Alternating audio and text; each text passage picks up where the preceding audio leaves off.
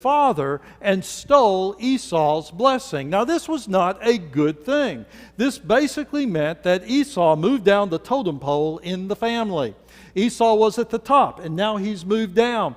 And this was a big deal. So Esau planned to kill Jacob. He was going to kill him. He's going to get rid of the number one guy now. And that way it would all be his again. Well, Jacob's mother found out about it, arranged to have Jacob sent away to live among her relatives in a distant land in order to save his life. And because of this, Jacob has not seen his brother Esau in a very long time, years. And he's very apprehensive about their meeting. He is coming back. He's coming back home, if you will.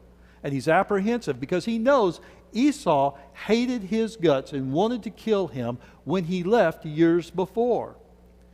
And so Jacob has come to the Jabbok River, and crossing it means he is now going into Esau's territory. He's actually going into the promised land that God had promised the Israelites.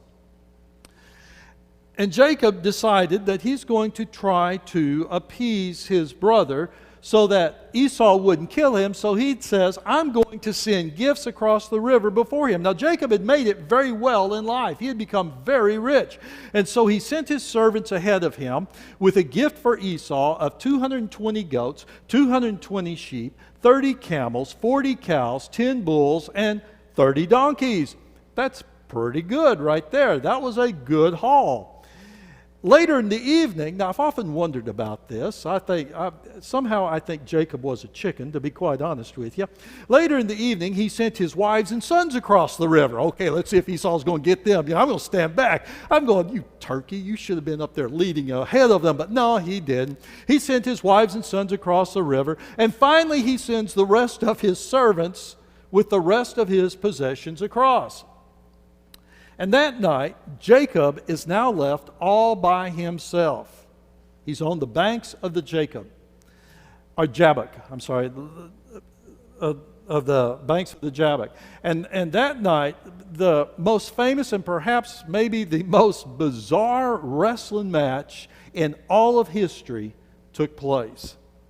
That night, an unknown, unnamed man appeared and wrestled with Jacob all through the night. Now, hopefully you have now found Genesis 32. Let's start reading in verse 24, and we'll be going through verse 32. Jacob was left alone, and a man wrestled with him until daybreak. When the man saw he could not defeat him, he struck Jacob's hip socket as they wrestled and dislocated his hip. Then he said to Jacob, "Let me go, for it is daybreak." But Jacob said, "I will not let you go unless you bless me." "What is your name?" the man asked. "Jacob," he replied. "Your name will no longer be Jacob," he said. "It will be Israel, because you have struggled with God and with men and have prevailed." Then Jacob asked him, "Please tell me your name." But he answered, "Why do you ask my name?" And he blessed him there. Jacob then named the place Peniel. "For I have seen God face to face," he said, "and I have been delivered." The sun shone on him as he passed by Peniel, limping because of his hip. That is why, to this day, the Israelites don't eat the thigh muscle that is at the hip socket, because he struck Jacob's hip socket at the thigh muscle. That night, Jacob wrestled with God. And, as I got to think about this passage and the person wanted to hear it, as I was